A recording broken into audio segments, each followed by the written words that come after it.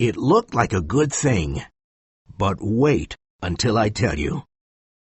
Bill Driscoll and I were in Alabama when he had the kidnapping idea. There is a town in Alabama called Summit. The inhabitants of the town were very normal people. Bill and I had about $600. We needed $2,000 more for our scheme in Illinois. We discussed everything in front of our hotel. Summit is the best place for kidnapping, I said. Parents love their children in small towns. And Summit doesn't have an important newspaper with curious reporters, said Bill. You're right. Summit probably has only one lazy sheriff. It looks like the perfect place for kidnapping, I said. We chose our victim carefully. He was the only child of an important man named Ebenezer Dorset. Mr. Dorset was respectable and stingy. The kid was a boy of 10 with red hair. I'm sure Ebenezer Dorset will pay the ransom of $2,000 for his little boy, I said to Bill. But wait until I tell you. About 2 miles from Summit, there was a little mountain and a forest. We found a cave here. It was the perfect hiding place for us. We bought food and drink and put it in the cave.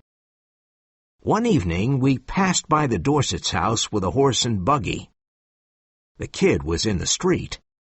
He was throwing stones at a little cat. "Hey, little boy!" cried Bill. The boy threw a stone at Bill's eye. "This will cost Mr. Dorset $500 more," said Bill angrily. The boy fought like a bear, but at last we put him in the buggy. We drove away quickly and took him to the cave. That evening, I took the horse and buggy back to the village, and then I returned to the cave. When I arrived, there was a campfire at the entrance of the cave. Bill had some scratches on his face.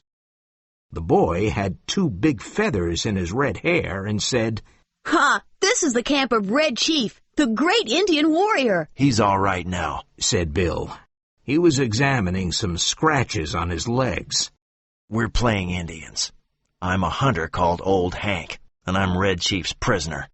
He's going to scalp me early tomorrow morning." The boy was having a lot of fun.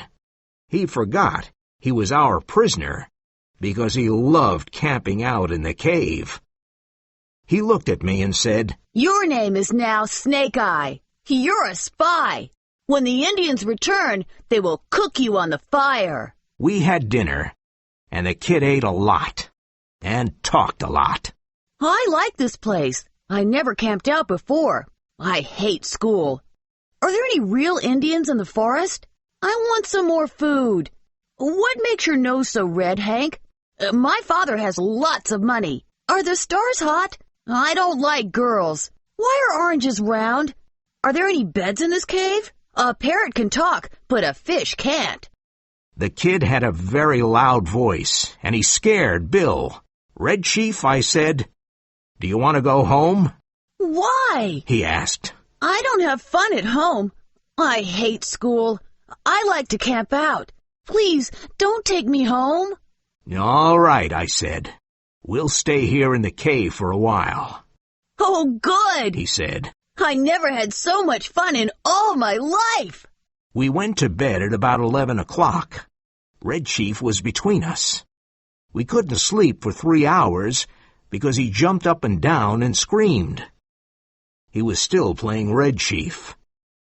At last I fell asleep, but I had bad dreams. I woke up because Bill was screaming like a frightened woman. It was terrible to hear a big, strong, fat man scream in that way. I jumped up, and what did I see? Red Chief was sitting on Bill.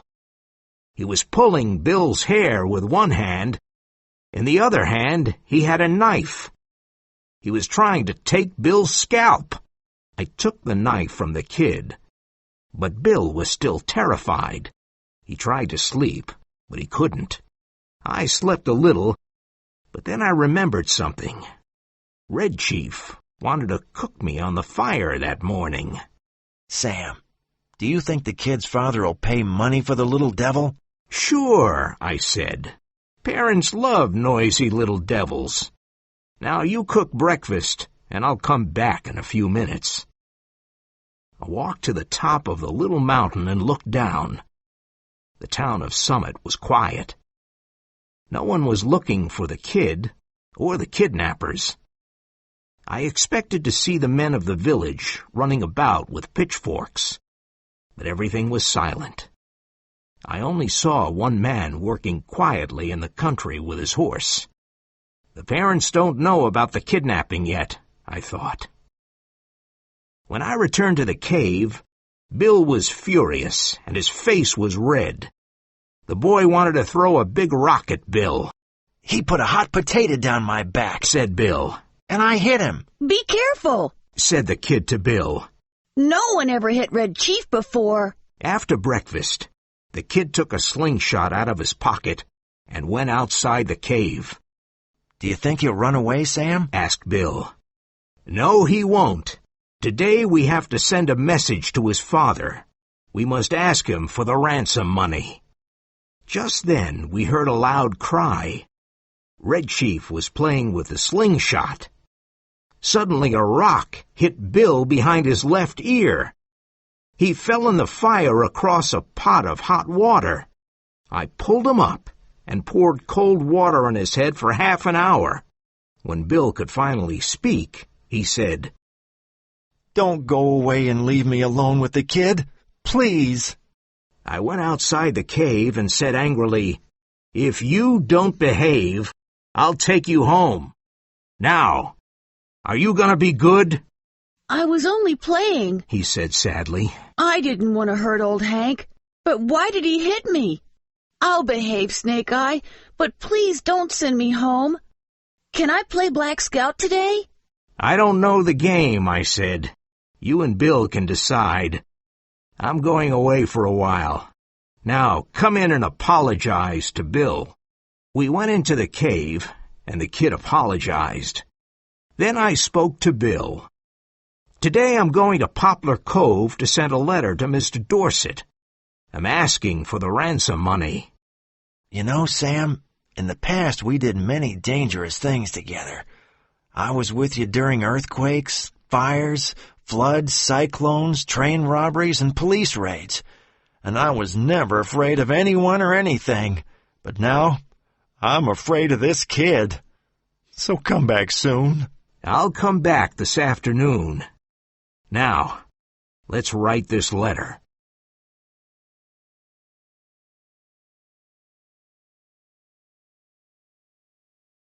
Bill and I started writing the letter. Red Chief played outside the cave. Let's ask Mr. Dorset for $1,500 instead of $2,000. I don't think anyone will pay $2,000 for that terrible kid, Bill said. This is the letter we prepared. Dear Mr. Dorset, we have your son. He is far from Summit. Don't try to find him. We want $1,500, and we will return your son to you. Send a messenger with your answer tonight at 8:30 p.m. Tell the messenger to come to Poplar Cove. At Poplar Cove, near the old bridge, there is a big tree with a small wooden box under it. The messenger must put your answer in that box. This is the same tree and the same box where you will put the ransom money at midnight. Do you want to see your son again? Then pay the money, and you will see him soon. 2 desperate men. I put the letter in my pocket. The kid looked at me and said, Snake Eye, I want to play Black Scout. You can play Black Scout now. Bill will play with you. What's the game like? I'm the Black Scout. I have to ride to the fort to help the pioneers, said the kid. All right, I said. I think Bill will play with you. What must I do? asked Bill. You're the horse, said the Black Scout. Get down on your hands and knees. I must ride to the fort.